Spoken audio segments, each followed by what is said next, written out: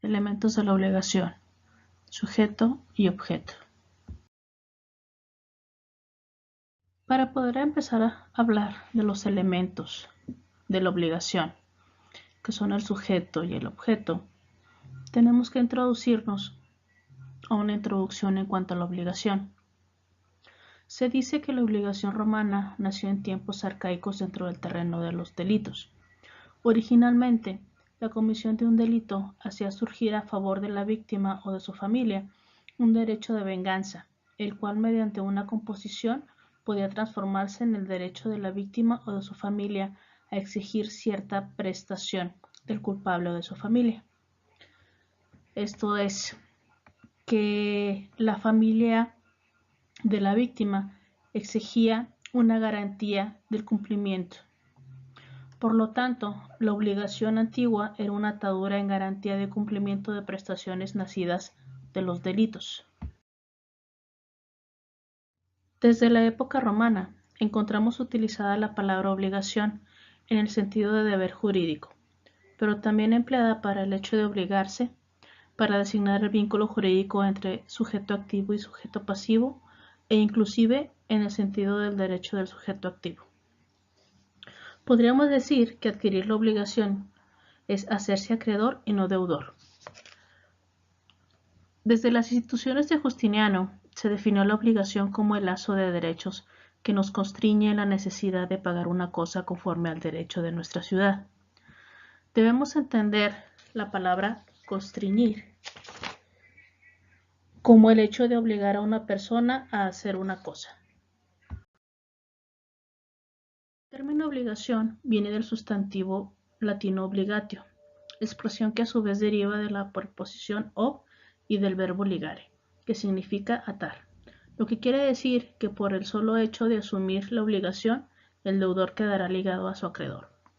Tenemos entonces a los elementos de la obligación, los cuales son sujeto y objeto, mismos que tienen un vínculo de derecho. Tenemos por exponer lo que es el primer elemento de la obligación, el cual es el sujeto, mismo que se divide en sujeto activo y sujeto pasivo.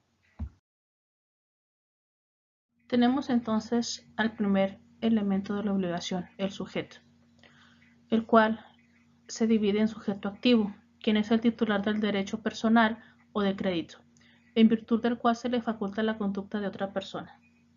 Este sujeto activo puede ser uno o varios. A él le pertenece el derecho de exigir del deudor la prestación que es objeto de la obligación.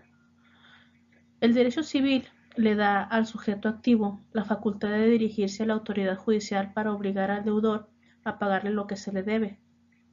Esta sanción organizada, según los principios del derecho civil romano, caracteriza las obligaciones civiles, las únicas que son verdaderas obligaciones que consisten en un lazo de derecho.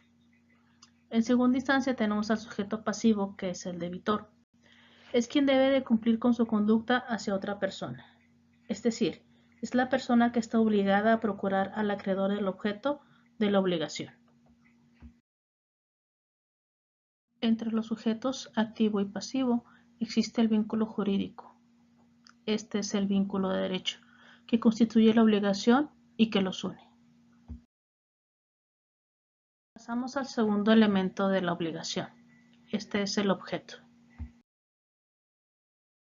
El objeto es la conducta o comportamiento que el deudor debe observar en favor del acreedor, y en virtud de su contenido puede consistir en dar, hacer o prestar.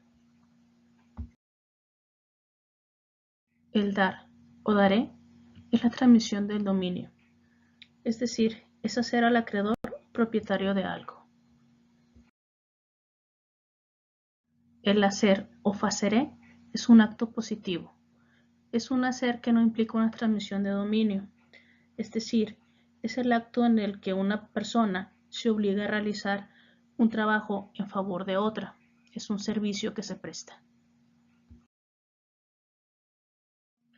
El prestar o prestaré alude al contenido de la obligación. También se dice que es cuando una persona se obliga a garantizar una deuda ajena. Y finalmente, el non facere o PATI, que es la conducta negativa del deudor o abstenerse de algo. Resumiendo, tenemos que la obligación crea un lazo, una liga vinculum que presupone dos elementos. El primero, el sujeto, que se divide en sujeto activo y sujeto pasivo, y segundo, el objeto de la obligación, que es la conducta que el sujeto pasivo debe observar en provecho del sujeto activo.